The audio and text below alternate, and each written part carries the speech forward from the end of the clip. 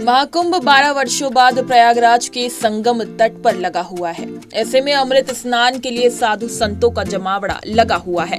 अब सवाल उठता है कि आखिर साधु सन्यासियों के लिए महाकुंभ इतना जरूरी क्यों रहता है। महाकुंभ का दूसरा अमृत स्नान 29 जनवरी को होना है, जिसकी तैयारियां शुरू हैं। महाकुंभ 26 फरवरी तक चलना है। संगम तट पर नागा साधुओं के 13 अखाड़े अपना शिविर लगाकर प्रभु की भक्ति में लीन है।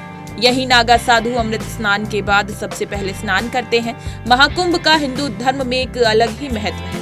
कारण ये है कि 12 वर्षों के बाद ये कुंभ आता है। साथ ही महाकुंभ देश में महज 4 स्थानों पर ही लगता है, जिनमें उज्जैन, हरिद्वार, नासिक और प्रयागराज शामिल है।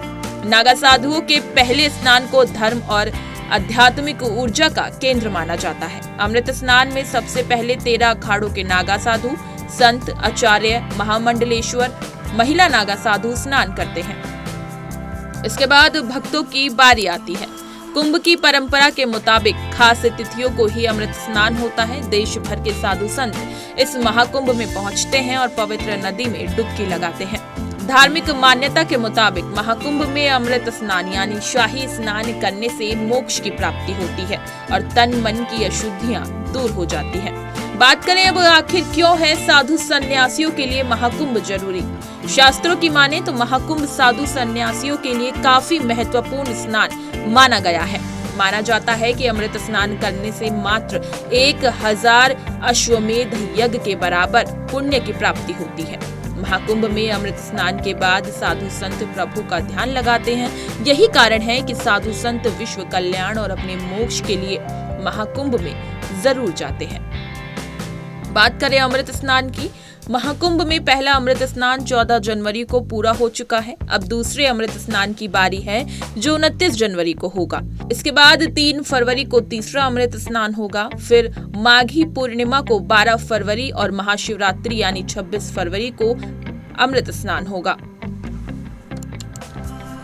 आपको बता दें, नागा साधुओं के पहले स्नान को धर्म और आध्यात्मिक ऊर्जा का केंद्र माना जाता है। अमृत स्नान में सबसे पहले 13 अखाड़ों के नागा साधु, संत, आचार्य, महामंडलेश्वर, महिला नागा साधु स्नान करते हैं। इसके बाद भक्तों की बारी आती है। कुंभ की परंपरा के मुताबिक खास तिथियों को ही अमृत स्नान होता है। देश भर के साधु संत इस महाकुंभ में पहुंचते हैं और पवित्र नदी में डुबकी लगाते हैं। धार्मिक मान्यता के अनुसार महाकुंभ में अमृत स्नान करने से मोक्ष की प्राप्ति होती है और तन मन की अशुद्धियां दूर हो जाती हैं। शास्त्रों की माने तो महाकुंभ में साधु सन्यासियों के लिए काफी महत्वपूर्ण स्नान माना गया है। माना जाता है कि अमृत स्नान करने से मात्र 1000 अश्वमेध यज्ञ के बराबर पुण्य की प्राप्ति होती है। महाकुंभ में अमृत स्नान के बाद साधु संत प्रभु का ध्यान लगाते हैं। यही कारण है कि साधु संत विश्व कल्याण और अपने मोक्ष के लिए महाकुंभ जरूर जाते हैं। इसी तरह की तमाम खबरें और लेटेस्ट अपडेट्स के लिए बने रहिए हमारे साथ और देखते रहिए punjabkesari.com।